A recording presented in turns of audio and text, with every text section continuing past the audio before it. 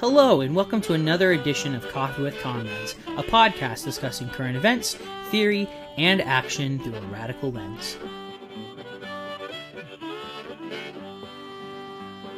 Hey y'all, Pearson here, back with this week's edition of Coffee with Comrades.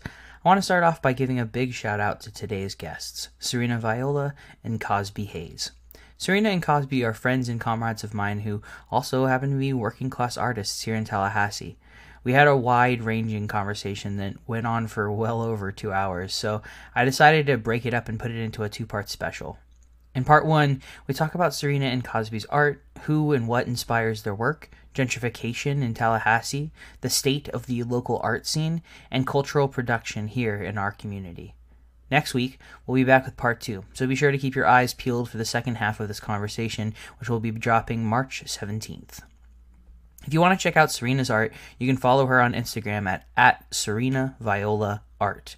Cosby can be found at Cosby Hayes on Instagram, and you can also find the murals he collaborated on with his partner, Sarah, at SPCH Walls. As always, you can find links to our guests' work in the show notes, and I highly recommend you check it out. Also, just want to say up front that we had some weird technical issues recording this edition of the program. Add to that chatty neighbors, folks doing yard work, and passing cars, and you get one hell of a editing nightmare. As y'all know, Coffee with Comrades is a podcast made by workers for workers, and honestly, my audio engineering skills are DIY at best. While I did everything in my power to smooth out the audio, I'd recommend listening to these two episodes on speakers if you can, or at medium volume in your headphones to avoid the low frequency scratchiness going on in the background. Before we get to today's episode, I want to be sure to plug our network affiliates, the Rev Left Radio Federation and the Channel Zero Network. This month, the CZN Spotlight is on my dear friends and comrades Liz and Amy from Rebel Steps. Rebel Steps is a podcast designed for anyone who wants to get involved with political activism but doesn't know exactly where to start. Season 1 offered insights into how individuals can join larger movements. Season 2, which is premiering right now, focuses on the ways people can join together and build these movements into a force to be reckoned with. We'll be plugging Rebel Steps all month long, but for now, check out this jingle promoting Season 2. Rebel Steps is a podcast about taking action. Season 1 offered insights into how individuals can join movements. Season 2 focuses on the ways people can work together to build these movements. Organizing in groups presents many challenges. How do you care for each other and protect each other in the midst of political struggle? How do you lift up the voices of everyone in your group? How do you work through the inevitable disagreements? All of these questions have complicated answers. As I explore these questions, you'll hear voices and stories from my community in New York City, spotlighting a range of organizers from the Metropolitan Anarchist Coordinating Council, Outlive Them, PopGem, Democratic Socialists of America Libertarian Socialist Caucus, and more. Just like the first season, I return to Paulo Freire's quote, "What can we do today so that we can do tomorrow what we cannot do today?" But this time with the realization that building our capacity will necessarily happen alongside others. Find Rebel Steps on Spotify, iTunes, or wherever you get your podcasts, and check us out on Twitter or Patreon. All right, I'll get out of here. Please enjoy episode 76 of Coffee with Comrades artwork.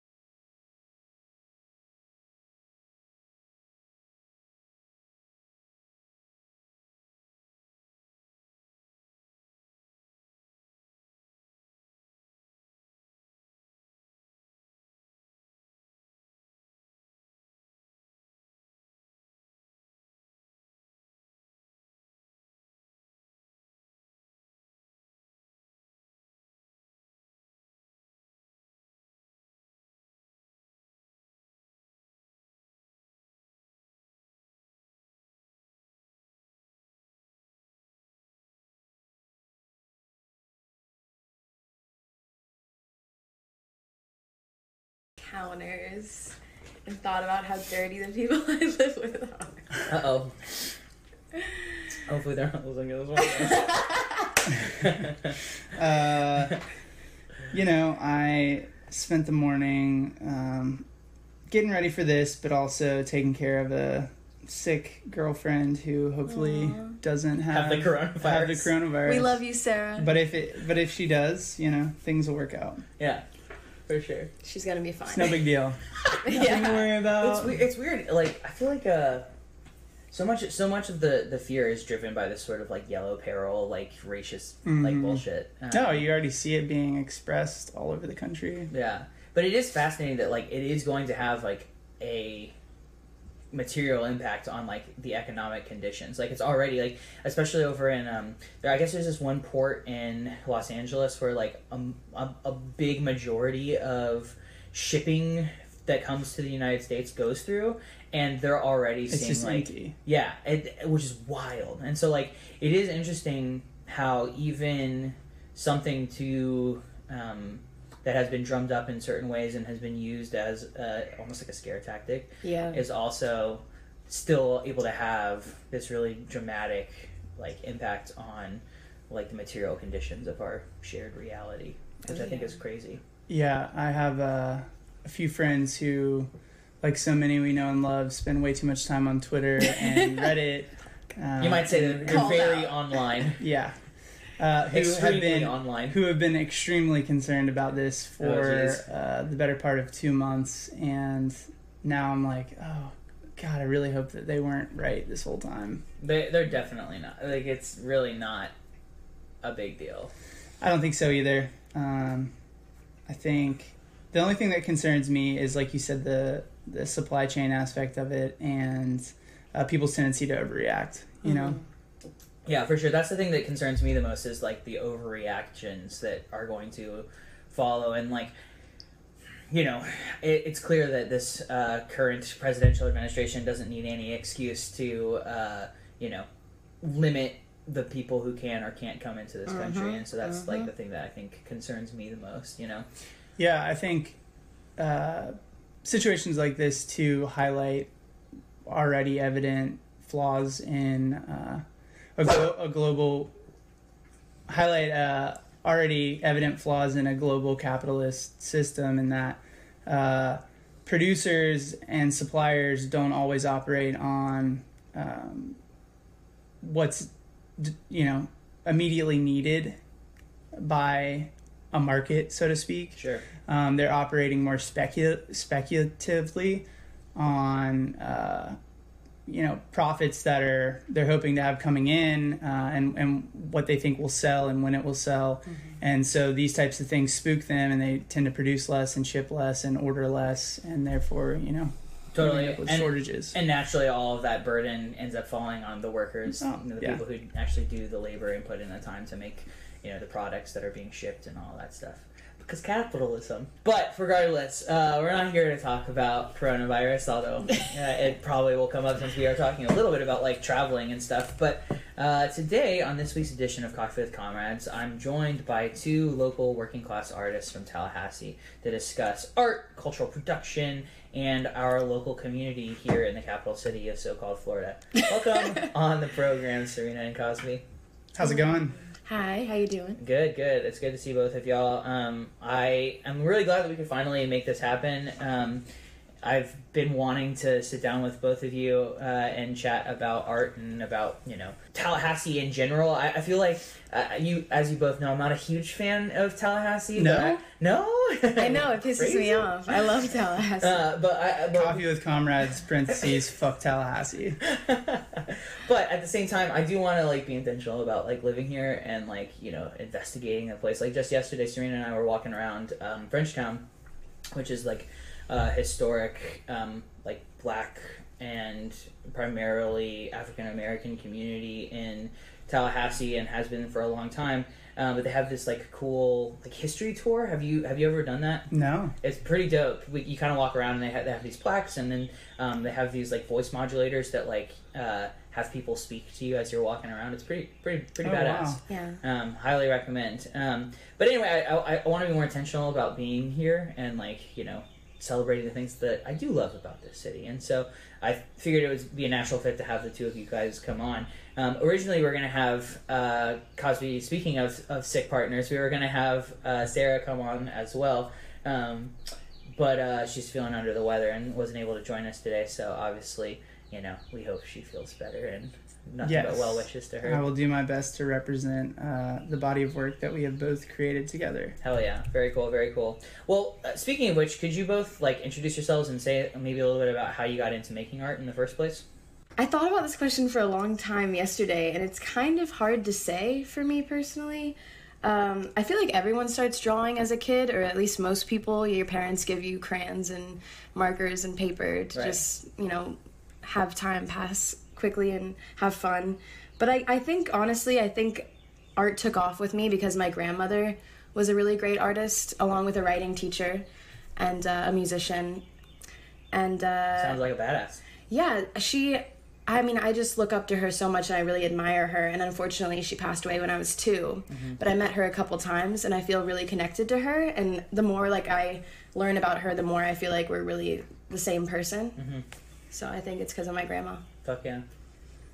Yeah, my name is Cosby Hayes. I am one half of Speech Walls with Sarah Painter. We're muralists and painters in general here in Tallahassee. We produce murals here in the community. We've also done some traveling across the United States and a bit internationally as well. So I actually found my love for art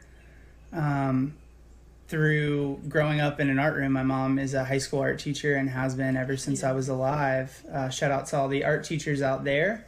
Hell yeah. Yeah.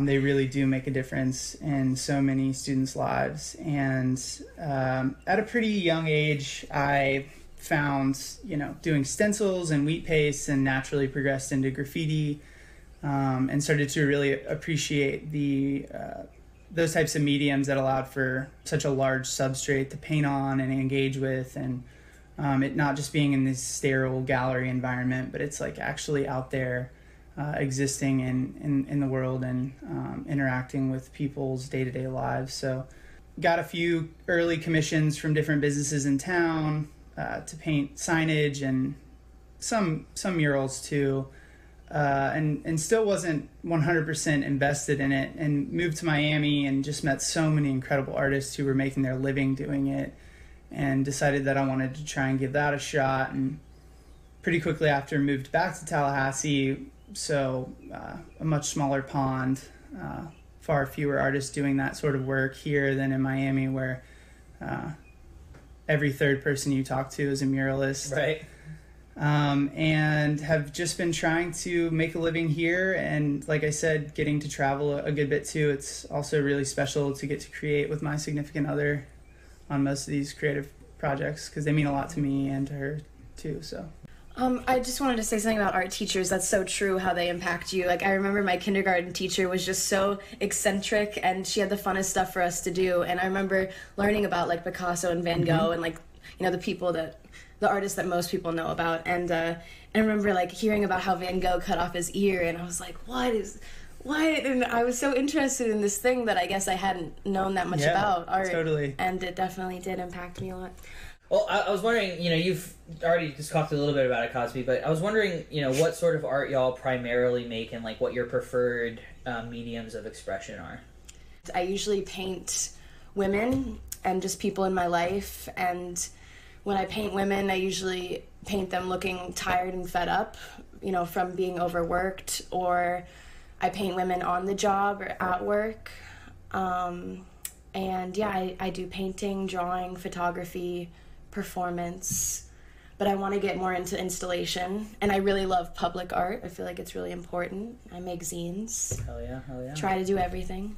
Yeah, most of my work is pretty figurative. I've kind of moved around in what I'm most interested in portraying at any given time. In the last couple of years, I've been really intrigued by the long history of public art and the power that murals have, not just to make money and survive as a practicing artist, but to engage with the community, sometimes educate a community on its history, and to celebrate, different movements and periods of time. And I think that public art in particular has this unique ability to like change the way people think about certain things just by kind of like being in their day-to-day routines, like I said before, whether it's walking past it or driving past it or working in a building that has a mural. I think that it offers a really unique way to engage with the art and therefore the artist. So murals have definitely become my bread and butter. It's something that gets me excited about art in a way that a lot of other stuff doesn't. That being said, I also enjoy painting in the studio. My work is mostly figurative. I like painting everyday people. I think it's really easy to gain a lot of clout on the internet these days. If you can paint well, you can paint photorealistic or whatever, you paint celebrities. Things like this are like a very consumable product that we see people making a killing off of and getting really big, getting some really big opportunities to do that type of stuff. That just doesn't quite speak to me, and I think that there's something deeper there that can be offered when we're talking about creating art in the public realm. So I try to express that and execute that as best I can in my own art. I feel like public art is especially important in America because like in Europe, the architecture, just for example, is so beautiful.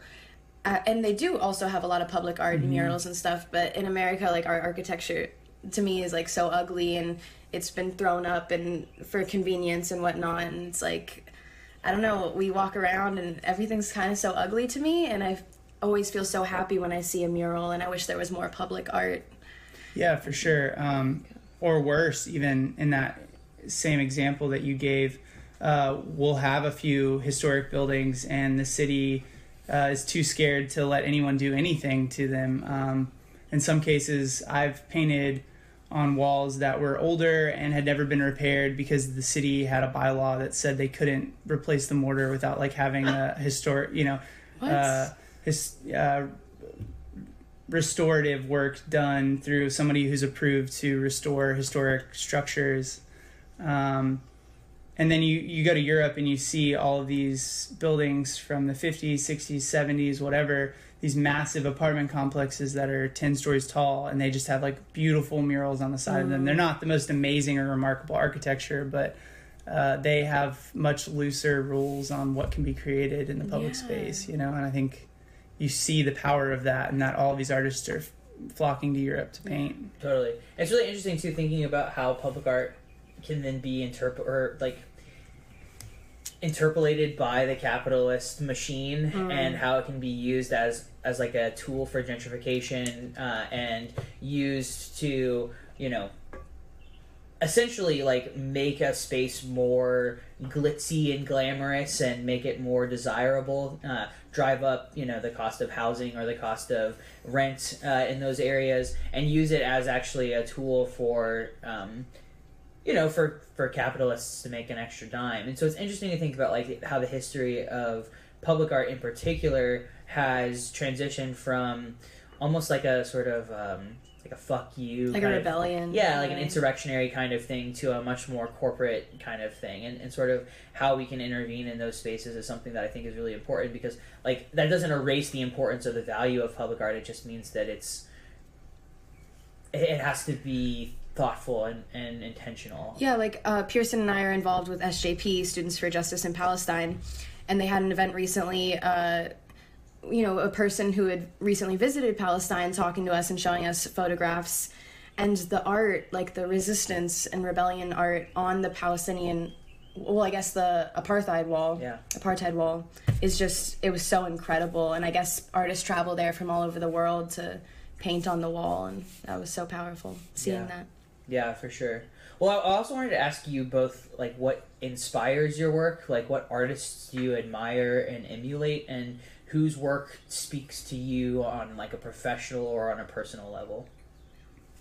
Yeah, actually, it's cool that you mentioned the murals in Palestine and Israel on the border wall. I have a few friends who've gone over there to participate in different programs, cultural exchanges. Really? and They painted. No Yeah, way. yeah, and it's really inspiring to see them out there with kids, engaging and painting with them and taking part in it, and physically reacting to and engaging with this structure that plays such a massive role in their lives. Some of the artists that I think inspire me, and I definitely want to get back. I definitely want to touch on the points you made about gentrification, because that's something that we're going there, brother. We're going there. Yeah, good. I struggle with it deeply, and I have no misconceptions about the role that I've played at one point or another in that gentrification process. Some of the artists that really inspire me and I look to, not even necessarily for clues or inspiration on how I will personally paint or how I want my murals to look, maybe, but people whose stories and their use of the medium of public art and the use of mural making in a community really inspires me. So I'm talking about people like Diego Rivera, lifelong member of the Communist Party in Mexico. I have to say, just real quick, I recently learned how he made that incredible mural in the Rockefeller Center. Yeah. And it was torn down, like, immediately after it was completed or something. But you can't just interject without telling us the story. So what's the story? Well, that's pretty much the story. I mean, he was commissioned to do this amazing mural in Rockefeller Center. So he was commissioned by several large entrepreneurs who were at the time kind of barons of industry here in the United States, right as many of these industries were being broken up. So he did stuff for Ford and Rockefeller and Detroit. And I believe, if we're thinking of the same one, I believe Diego Rivera was brought there to paint this mural. It just so happened that many of the workers were striking at the same time. They knew of him. They knew his involvement in the Communist Party, I think he later became a pretty vehement anti-Stalinist. His work in Mexico City as a mural painter and an activist, he was obviously married to Frida Kahlo, a devout, lifelong communist and leftist. And so he arrives there, they're striking, and word gets out that Diego Rivera is crossing the picket line, not holding true to his tenets.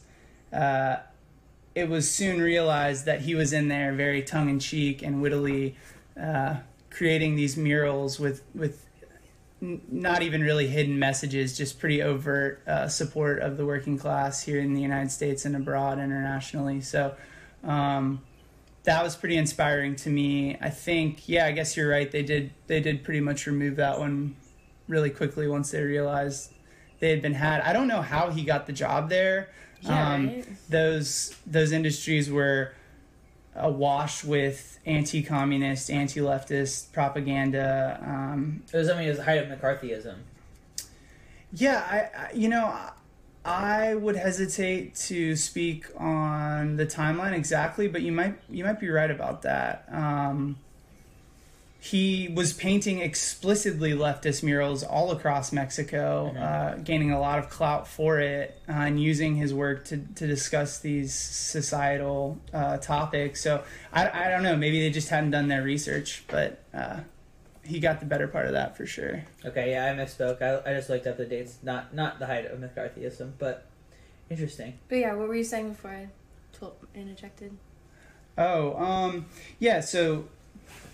So Diego Rivera inspires your work. Who else? So you got like Thomas Hart Benton, an American painter and muralist, very into the regiment and process of creating a mural. He would actually build these like full miniature scenes that he would then paint from. So he would sculpt out of clay, he would paint the clay figurines, and then he would set them into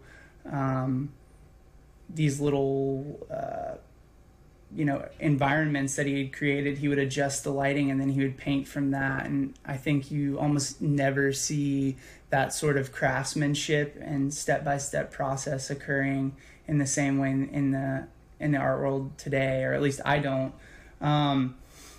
He's incredibly inspiring to me. He was kind of building off of the social realism, this portrayal of everyday life, the hardships and the banality of it, and kind of celebrating the people that work and exist within those cycles and structures. If we want to talk contemporary muralists, everybody should check out Gaia. I think his account on Instagram is Gaia Street Art. He's got some really dope interviews. He always tries to speak directly to what his work is about. Even if he's painting for some big corporate client, he's not worried about it. He's getting paid and still getting to speak on the things that matter to him. Sebas Velasco in Spain is really incredible.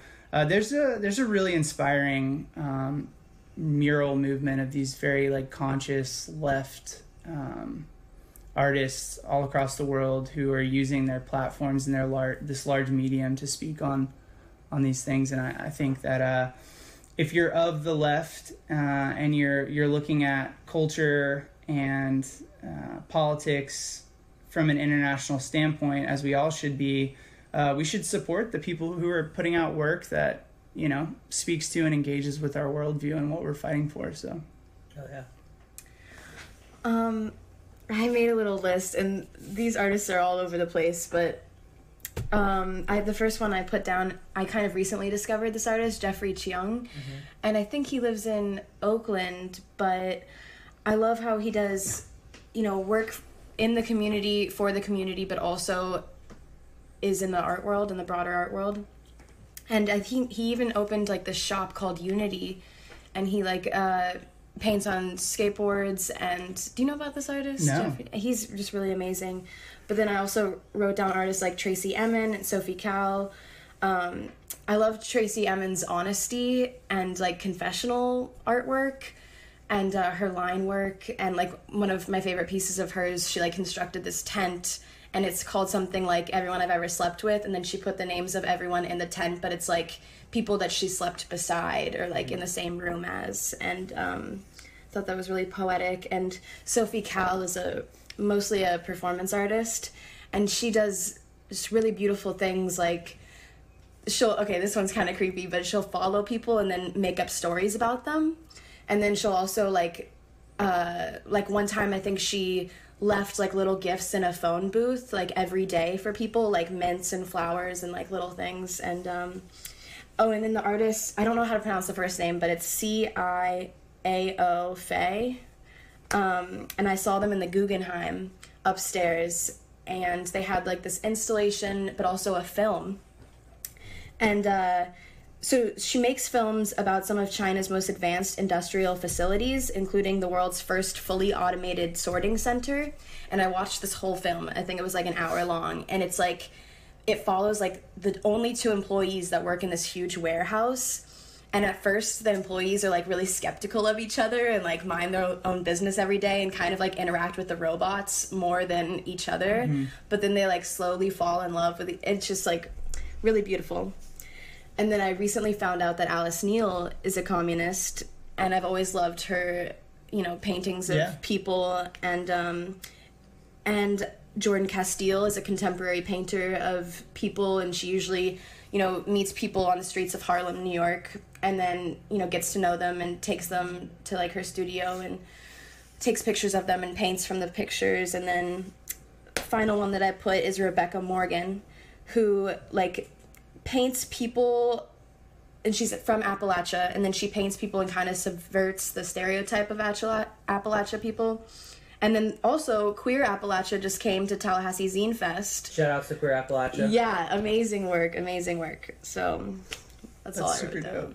But yeah, those artists, all different practices, but very inspiring. Yeah, for sure. I mean, we've been kind of talking around it already too, but obviously, this Coffee with Comrades, so you guys are both comrades and dear friends at the same time. And so I'm kind of curious about, not only the artists that inspire you, but also the sort of philosophical or cultural motifs that come up again and again in your art. Like, Serena, I know you are really interested in women, and I want to kind of explore that. You know, Cosby, I know you're really interested in, like, street art, and so I wanted to kind of think about, like, that, and so I'm kind of thinking about, like, you know, how you paint as, you know, leftists, socialists, however you wanted to self-define yourselves. Like, how does that inform your work? Because I know that it's got to be a conscious thing, because I know whenever I'm sitting down to write or whenever I'm teaching, you know, like, it informs what I'm doing. And so I'm curious about, like, how your sort of philosophical or political or ideological worldview informs the things that you decide to create. You can sneeze if you need to. I thought I was going to. Do you want to go first? Sure. Yeah. My thoughts just went everywhere. I've been reading this book, Trick Mirror by Gia Tolentino, I think. Yeah.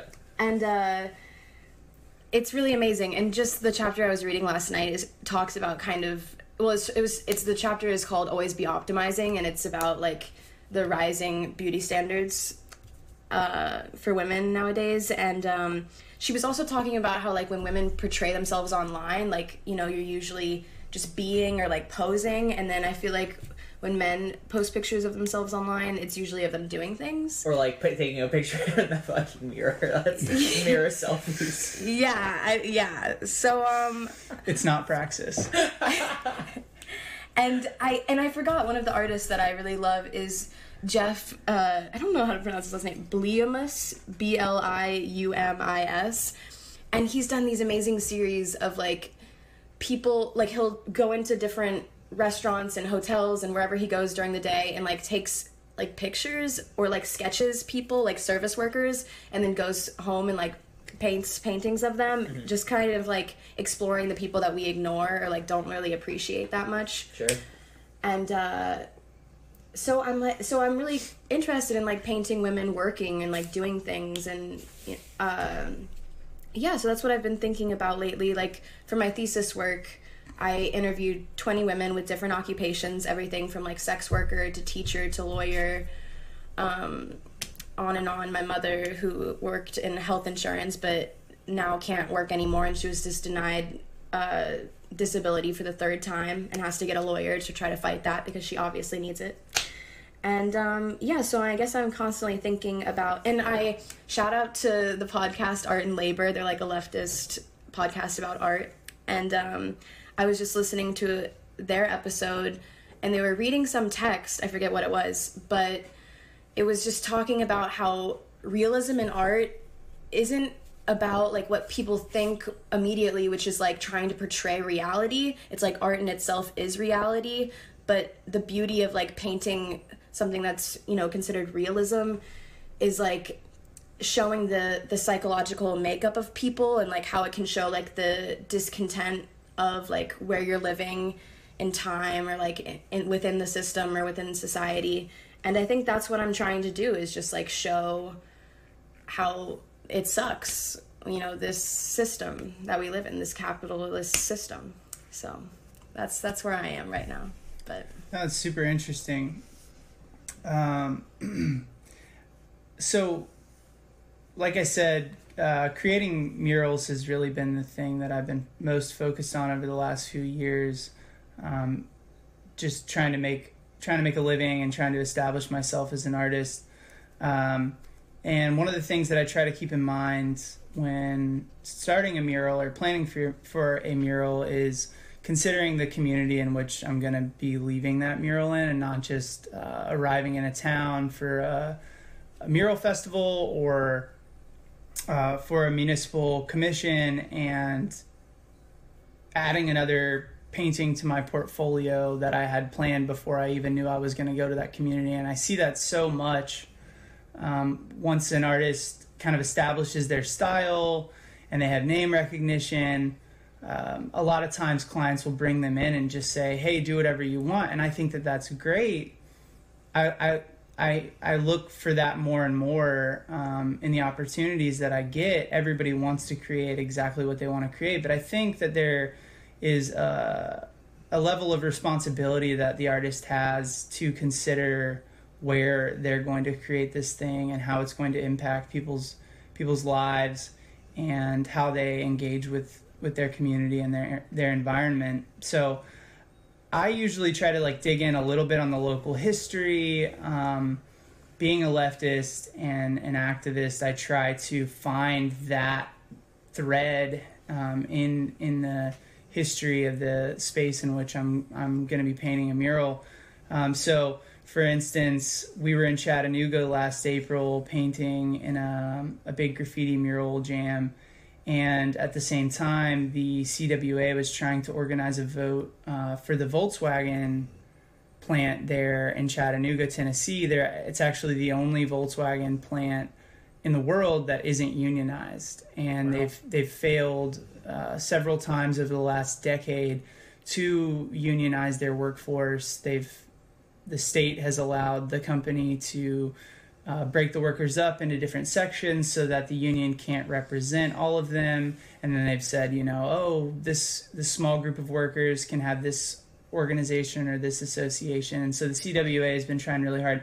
So my partner and I, Sarah, did some research and found some really incredible photos from the late 70s, early 80s of women working in, I believe it was the ironworks industry and other manufacturing. And we took this amazing photo of a woman with a cigarette dangling out of her mouth with her welding visor flipped up and her gloves on, and she's about to get back to work. And she just looked so powerful and strong and confident in that space. We used her to kind of discuss this larger thing that was happening in the community at that time. And people really responded to it, A lot of folks will paint people that they're just everyday people. They're not known. They have no name recognition. And people will come up to us all the time and ask, who is that? They look so familiar. We did one in Memphis where we had a woman come up crying because she was so sure she knew who this woman was. And we just picked a teacher, a portrait of a middle-aged teacher that we liked kind of the disposition on her face. And we try to find this relatable element in the figures that we create. And oftentimes people respond to and relate to a face that they've never seen before in a way that they don't if it's a celebrity or someone of notoriety that they already have all these preconceived notions about or understanding about. And I think that's really good. I want my art to engage with the viewer, and I want them to think. They don't necessarily have to agree with me, but I think that if you can get them to think and kind of come up with their own conclusions about the work, you end up having this really interesting dialogue when you engage with them.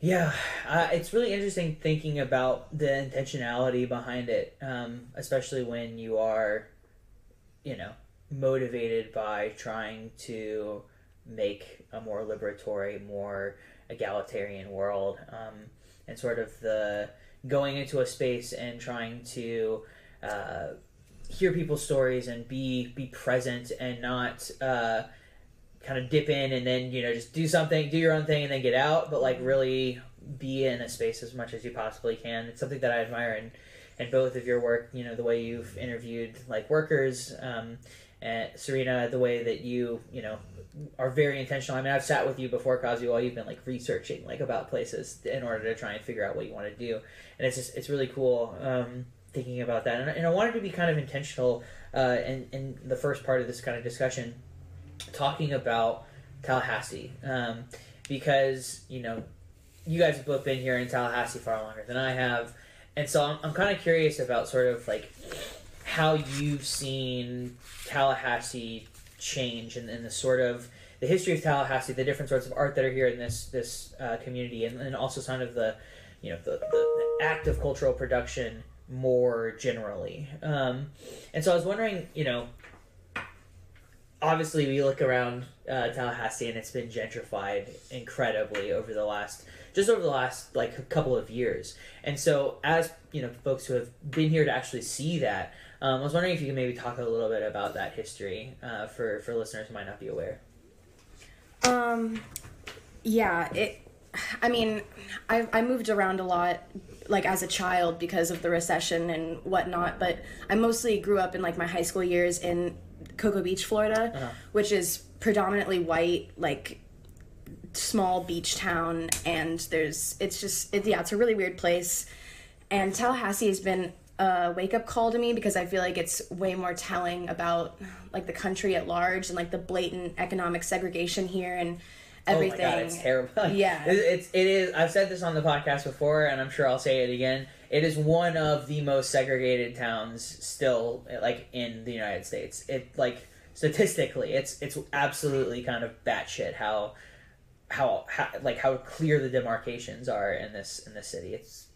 It's wild. Yeah, and I feel like it's like that in a lot of cities too. And like, just the other day, I met a 5th generation Tallahassee local who told me about, well, he wanted to commission me to paint the Red Bird Cafe, and I was like, oh, what's that? And I guess it was this really poppin', like, jazz music venue that was here for a very, very long time. And I guess he told me that Ray Charles used to live here, and he performed there, and all these huge black entertainers performed there, and it was just like this great hub of life and music and art. And of course it was fucking torn down for student housing. And he told me that there are even protests, like, people of the neighborhood, like, protesting this, and they did, of course. It was just such bullshit. And so that's really sad and telling of Tallahassee as a whole. And I've kind of watched, I've been here for, like, almost 5 years now, and I've watched the All Saints district be totally gentrified, which is kind of like the artsy side of town, I guess. And it contains... It's like the only cool part of Tallahassee, let's be honest. Yeah, it contains Railroad Square Art Park, which used to be an industrial park, and which is a crazy thing in itself, because I have a artist friend who owns a studio in there, and he just gets so pissed off, and it's so funny. Like, he always tells me stories of people coming in there, like, and just being so disrespectful, and, like, no one in Tallahassee or America, values art how they should, and no one wants to pay the rightful amount for art. And then also, he complains because it's really hard to compete with FSU as an artist. And also, not to complain, but, and then there's not even that many practicing artists anymore on Railroad Square because they keep hiking up the rent, and it's so hard to even maintain a studio in that part of town now. And I was reading an essay yesterday, and I wanted to just read a little bit from it, if that's okay. Just about how, like, underfunded cultural programs are in America compared to European countries. What's the essay? We link to it in the show notes. Crap. I did not cite it. I'm so terrible. But I will send it. We'll find it. I'll send it to you. So you can do that. So, the NEA's appropriation was just shy. Oh, so this is talking about America. So I guess America's NEA fund, which is the National Endowment for Arts, was $150 million.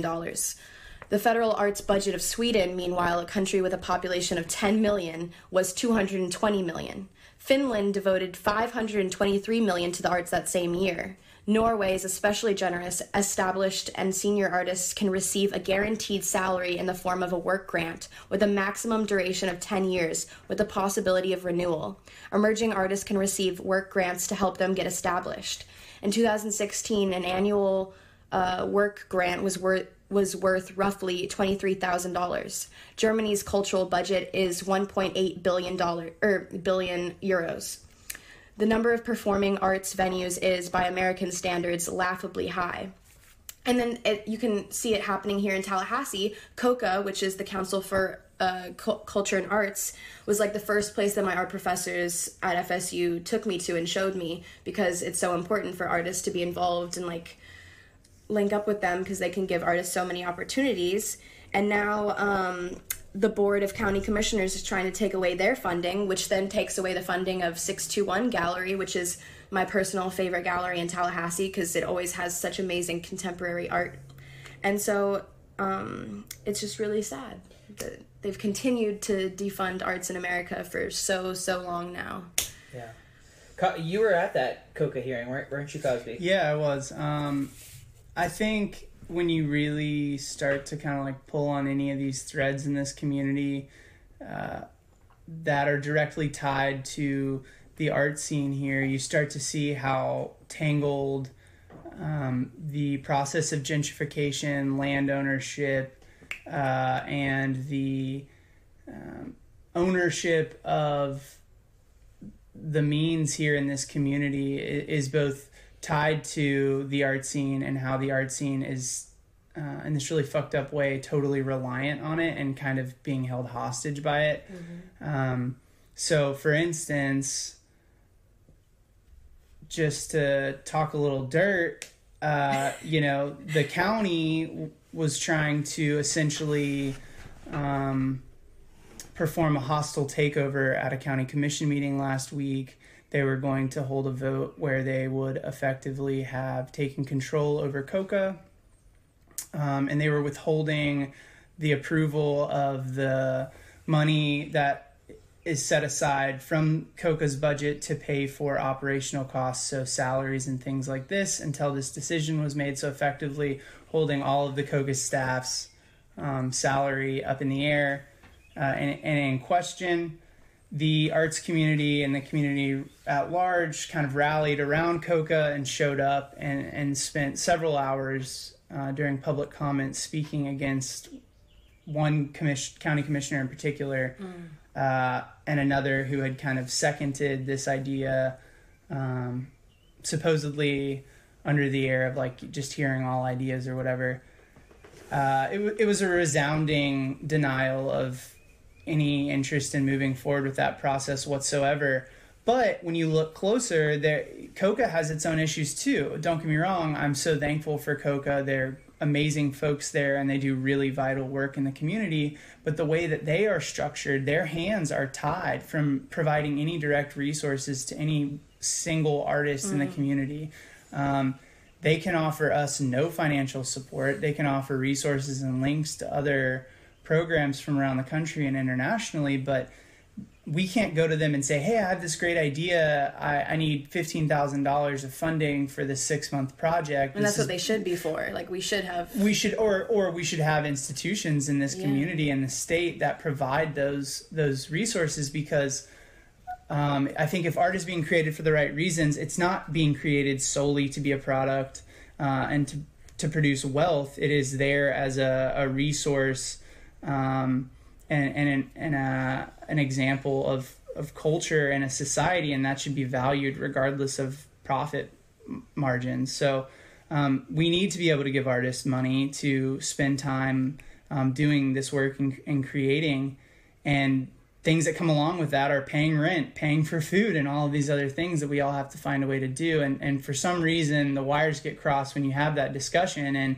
people don't seem to understand why funding a mural that might take me 3 weeks also needs to pay for all of my living expenses while I'm creating that, and to dig a little bit deeper into this entanglement here locally, the owner of Railroad Square, the son of a family that started Railroad Square, spoke at the meeting in defense of COCA.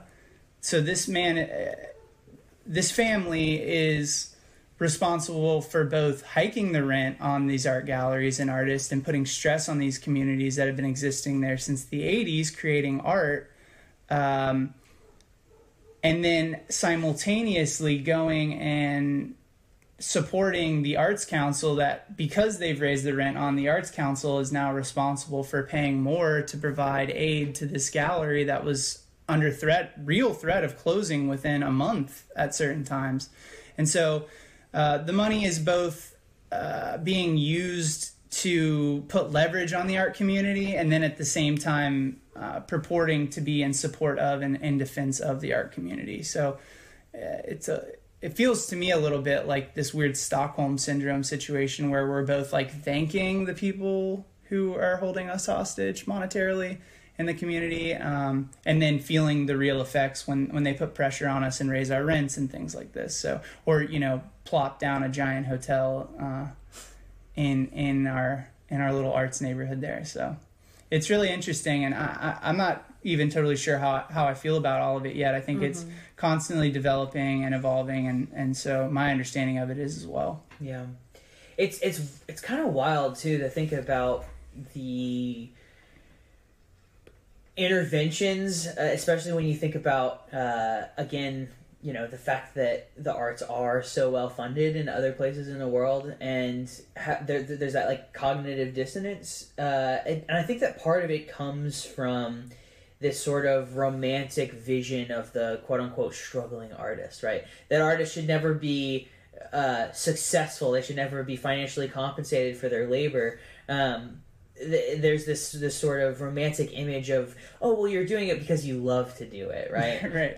And I was wondering if you could maybe talk about some of the personal experiences that y'all have had as working class people who make art for a living, and sort of, you know, maybe horror stories, the things that you had to struggle to do in order to make ends meet, you know, decisions that you've had to make that have maybe felt like a betrayal in some way, shape, or form of your values, but you had to make that decision because it was between that and, you know, putting food on the table. Like, you know, what were some of those experiences like, and you know, I'm curious, like, you know, what your experience has been with the idea of the quote-unquote struggling artist.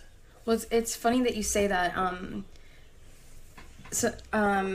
I just feel like the art world, like most artists are kind of struggling to survive, but it's also like the art world kind of mimics our greater economy in America, because then like you pass some type of threshold and your art takes off randomly out of pure luck, and then you're like among the 1%.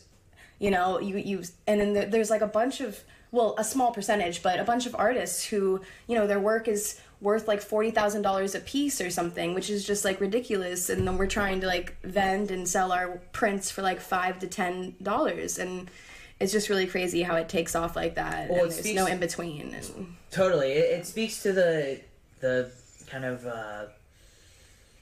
the idea, right, that there have to be the haves and the have-nots, right? In order for capitalism to function the way that it does, there has to be some people who put all of their time and energy and effort into doing the exact same kind of work, who are struggling to make ends meet, who are, you know, working so hard to put food on the table for their kids or for their families, and can barely make it happen.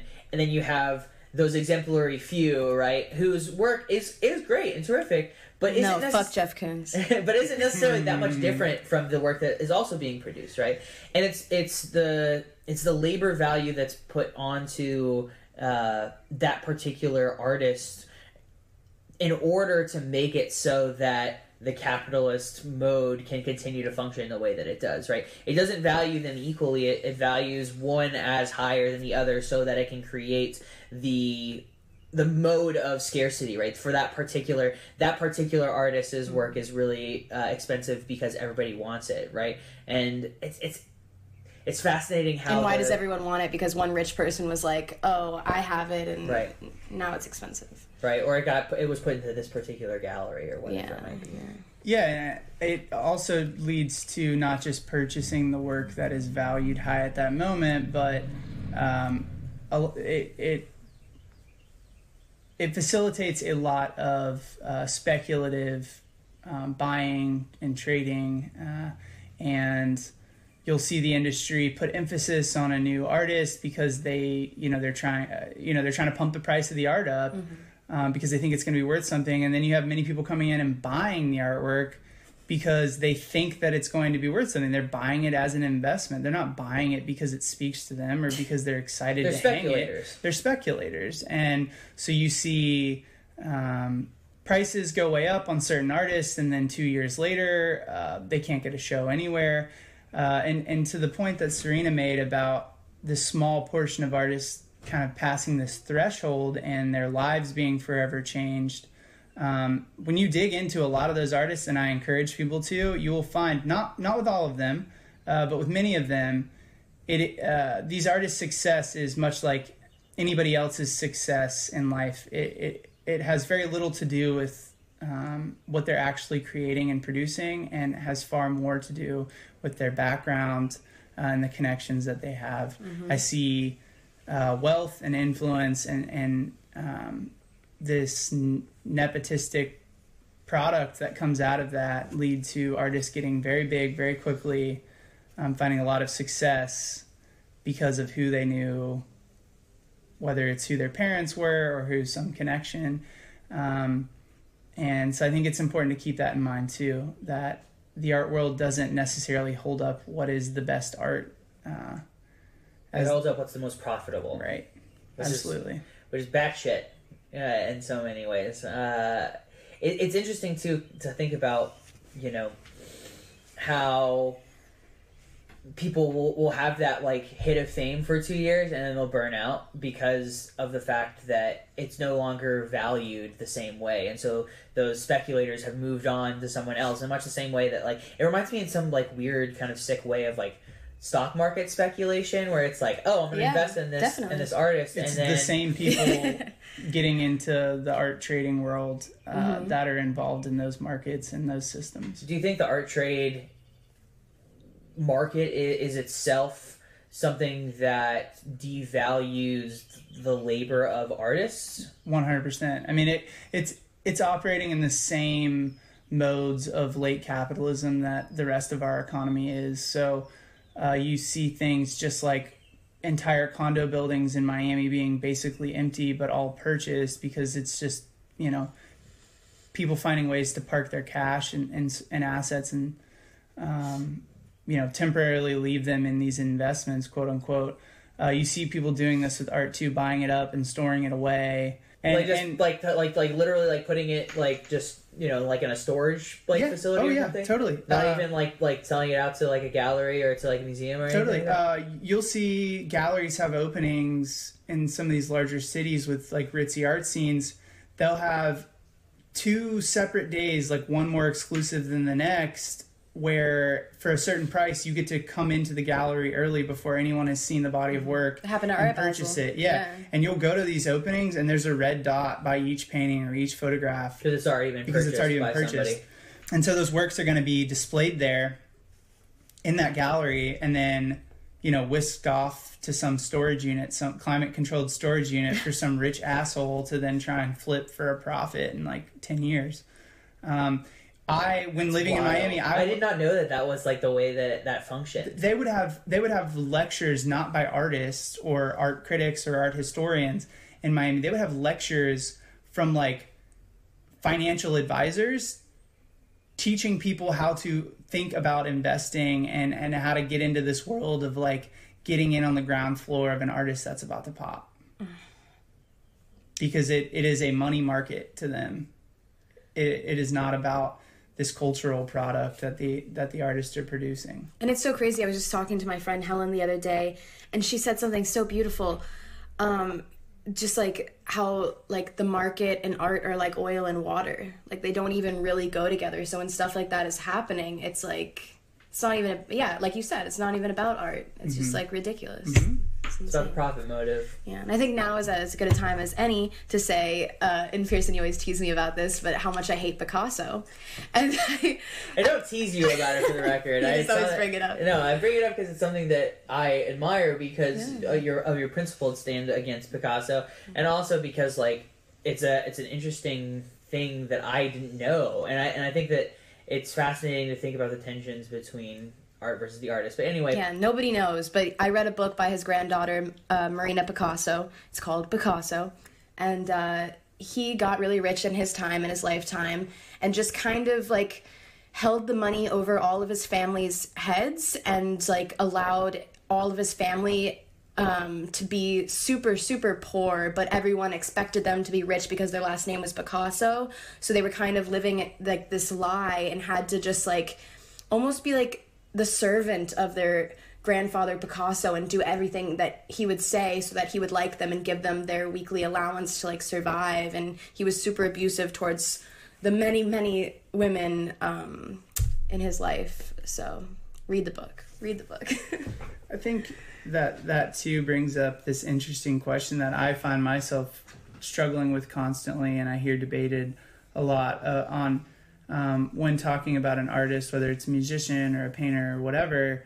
When is it appropriate to separate the artist from the artwork, and when is it not? And so I think that that's a totally valid critique of Picasso. I think that looking at that time period in particular, like, I think that artists like him offer a really interesting look into what it might mean to be a leftist and an artist operating in these like somewhat uncertain and tumultuous times, and what our art can offer, you know, not just how we tie the two together, but what our art can actually offer to people who are living through these things with us. And I think that Picasso has gotten a very easy break in the area.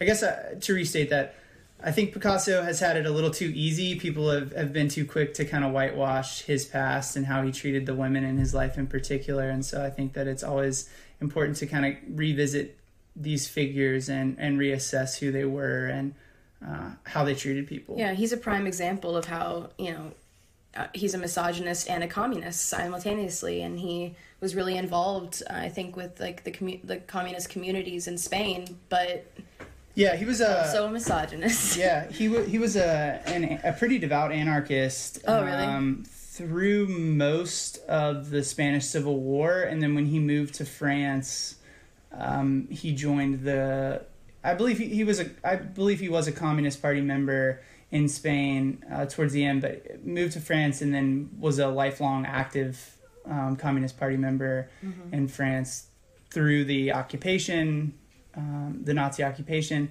and then long afterwards into the 70s when he passed. I think we see that kind of weird entanglement. It's almost as if you can still, you know, call yourself a leftist, but not everything comes down to, you know, your ability to perform an erudite class analysis. You also have to recognize the intersections of patriarchy and racism and all these other, you know, multitudes of oppression.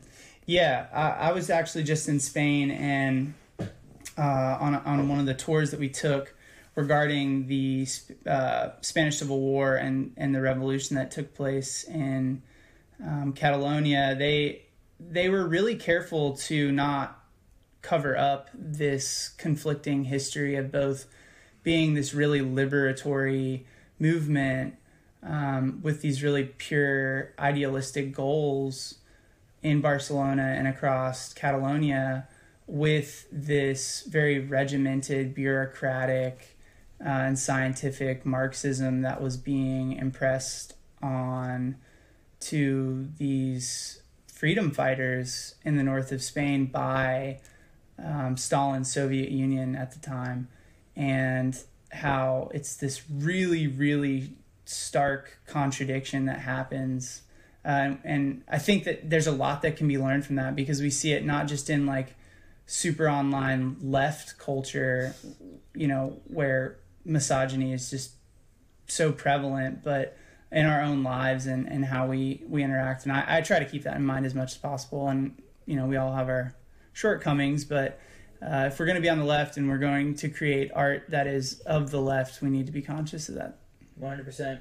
Well, I was wondering, we kind of circled around it, but can y'all talk a little bit about like the state of art production here in Tallahassee? Because I know you do murals in Tallahassee, Serena. I know you do art here, but you and I, Serena, have had conversations about like the limitations of the art scene here, and although it is vibrant in its own way, it's also kind of like on life support in many ways.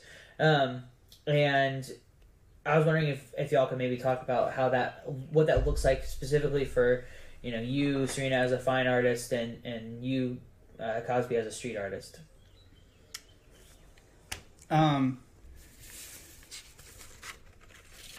So the art scene at large in Tallahassee, I think we can say all day long is, all right, at least I hear people speak about the art scene in Tallahassee on a pretty regular basis, and they like to discuss how vibrant it is and how well it's doing and how diverse and amazing it is.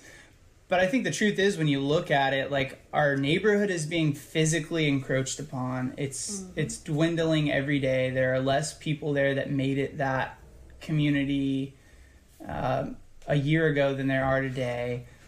There's more and more people moving in, businesses opening up that have nothing to do with what that place has been about since before I existed.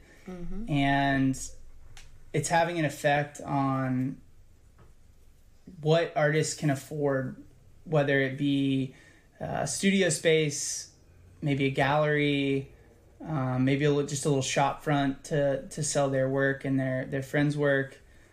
And I think that you see the community kind of suffering because of that. I think it's happening everywhere. It's there's a long history of it across this country and across the world. And I don't know necessarily what can be done about it. I think that some of the neighborhoods around the country offer good examples of ways to try and mitigate that and to play a role in how that process is going to play out. But at the end of the day, I think it's like mostly going to have to be people powered and a lot of people at that, because there's a lot of money and financial resources being put up against staving off these really hostile interventions that we see capital playing out in these neighborhoods. In Little Haiti, for example, that community has really rallied around its art community. Where's Little Haiti? In Miami. Okay. So they're right on the edge of Wynwood there. There's they've done the classic things of trying to rebrand the neighborhood because of the historical context of that name, even though the vast majority of people living in that neighborhood are of Haitian descent or Haitian immigrants. And the art community has been slowly being pushed out of the Wynwood neighborhood because rent is just far too high. And artists are moving, galleries are moving. And there have been galleries and artists who have lived and worked in that neighborhood for a long time before this process started. And the community has, from what I understand at least, the community has done a pretty good job of like working with those artists to try and organize against new large housing developments and shopping centers and things like that.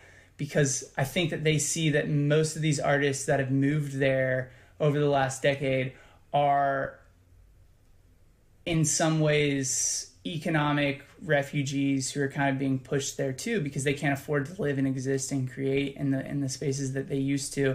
And so it's this like really weird thing, because I'm not saying it's right. When I lived in Little Haiti, me and my roommate were the only two white people who lived on our street. And like the joke was openly made to us before that, like, that's like we were the canary in the coal mine, so to speak, right? Of like this thing moving onto this block that we moved into.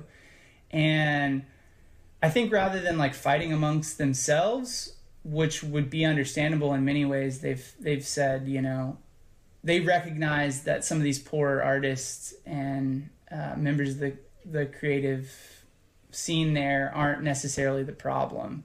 And in fact, they can work together to kind of push back on some of these forces that are just interested in generating profit. Yeah, like that happens everywhere. It happened in Soho, where there will be a low-income area and artists will go there because it's easy for them to live and like make wonderful art, and then it'll become like this cultural hub in this beautiful place, and then big business will come in and use that as like a encroach on it because it's like cool, and then just completely transform it, like what happened to Soho. And it's tricky too, because when folks like myself move into a neighborhood like Little Haiti, even if I mean the best, like I understand that I'm playing a role in changing that neighborhood from what it was, right? So I don't necessarily know what the answer to it is, or even if I'm right, but change the system.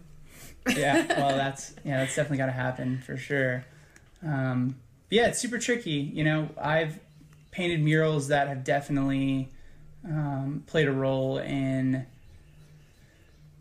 new businesses moving into a neighborhood that maybe don't don't reflect or represent that neighborhood's ideals, and it's just tricky. You got to decide how you want to make your living and what you're going to be able to do and willing to do and still be able to sleep at night. Yeah.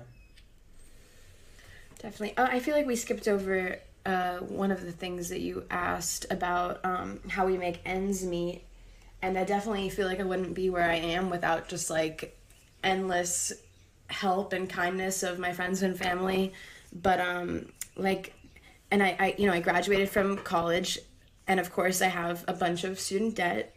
And so I'm living rent-free right now, and I'm going to be moving in with my cousin in Brooklyn probably because he's offering me a place rent-free too. So I'm kind of just like bouncing around like wherever I can live rent-free so that I'll have enough time to make my art and I don't have to work 3 jobs like I'm working right now. And it's craziness, but we got to do it because we're called to do it. And that about does it for this week's episode of Coffee with Comrades. This is an entirely DIY show run by workers for workers. If you like what you hear, you can follow us on Twitter at CoffeeWComrades and Instagram at CoffeeWithComrades. Check out our website, www.coffeewithcomrades.com, and sign up to support our work with a monthly contribution by going to www.patreon.com/coffeewithcomrades. You can find Coffee with Comrades on Apple Podcasts, Spotify, Google Play, or wherever you go to get your anti-capitalist propaganda. Be sure to subscribe so you never miss an episode. While you're there, smashing that subscribe button, be sure to rate and review the show as well to help us increase our reach.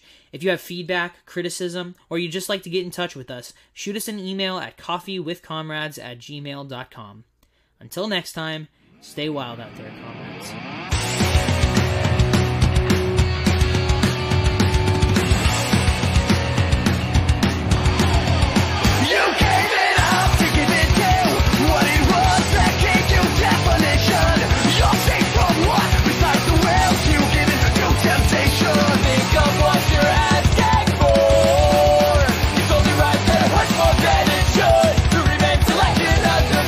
Let me tell you, it's cold out there at the top of the world.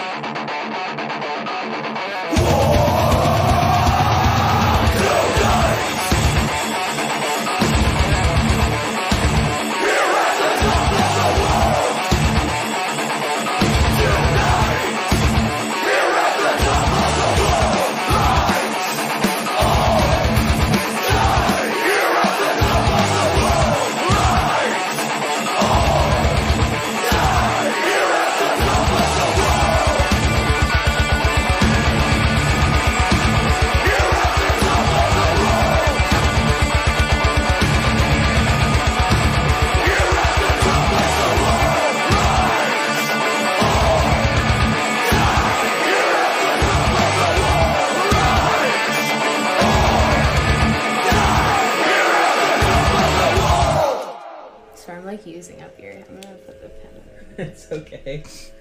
I think it's funny that you're talking about people doodling while they're drawing and stuff while you're doodling while we're doing the podcast. What?